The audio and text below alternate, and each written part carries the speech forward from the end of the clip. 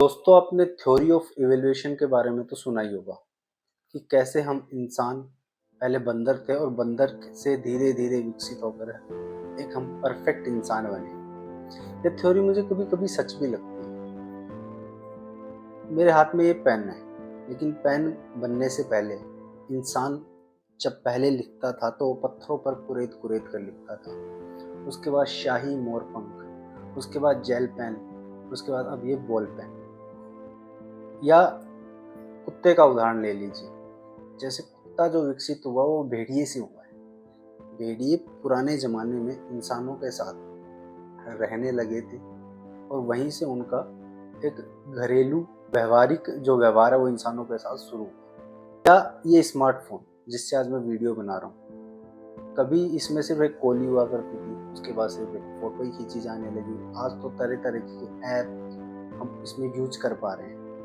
तो ये बात आप लोग या कोई भी लोग कैसे मान लेते हैं कि एक परफेक्ट इंसान जिसके दो कान, दो आंखें, नाक, मुंह, दांत, पैर, हाथ, दिमाग, सोचने की क्षमता, कैसे एक परफेक्ट इंसान स्वर्ग से धरती पर उतर सकता है? जी नहीं, ये थ्योरी जो दी गई है वो इसी आधार पर दी गई है कि बंदरों से ही हम लोग विकसित हुए हैं। जो है कि धर्म में ये लिखा हुआ है कि ये धरती कई बार बनी, कई बार बिगड़ी। तो जैसे हिंदू धर्म में लिखा गया है, या हर धर्म की मैं बात कर रहा हूँ, कई बार ये धरती बनी है, कई बार ये धरती बिगड़ी है।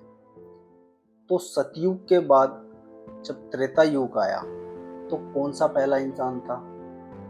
जब त्रेता के बाद द्वापर युग आया तो फिर कौन सा पहला इंसान था? जब द्वापर के बाद कलयुग आया तो फिर वो पहला इंसान कौन सा था? क्या हर युग के अंत के बाद एक नया इंसान आया है? जी नहीं। हर युग के अंत के लिए पूरी प्रजाति खत्म हो ये जरूरी नहीं है। वर्तमान की स्थिति देखिए, अगर आज तीसरा विश्व युद्ध होता है, परमाणु हमले होते हैं, तो 70 से 80% धरती पे जो इंसान है, जीव जंतु खत्म हो जाएंगे। सिर्फ 20% बचेंगे और ये 20% ही इस प्रजाति को आगे बढ़ाएंगे इंसान की, और उसी को एक नया युग का नाम दे दिया जाएगा। ये जो लिखा गया है कि भाई पहला इंसान वो था, पहला इंसान वो था, कोई नहीं था। थ्योरी ऑफ इवोल्यूशन के जरिए ही हम लोग विकसित हुए।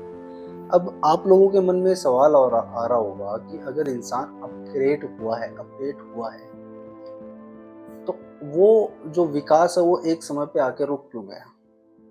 यानी एक परफेक्ट इंसान हम बन गए तो उसके आगे हम क्यों नहीं बढ़े? शारीरिक तौर पर और बौद्धिक तौर पर दोनों पे हम आगे भी अपडेट हो रहे हैं। पहले आप सुनते थे कि बुढ़ापे में अक्कल जाड़ आती थी, आजकल वो नहीं बंद हो गई। या जब पुराने धर्मों की किताबें, ग्रंथ खोली जाती हैं तो किसी में भी हमने ये नहीं सुना था कि उस जमाने में कभी स्मार्टफोन आया था, या कभी कैमरा आया था, या कभी हवाई जहाज बने थे। वो इसी धर्म में देखने को, इसी युग में देखने को मिल रहा है। यानी कि उस युग से चलता हुआ इंसान आज तक अपडेट हो रहा है और आगे भी होता रहेगा।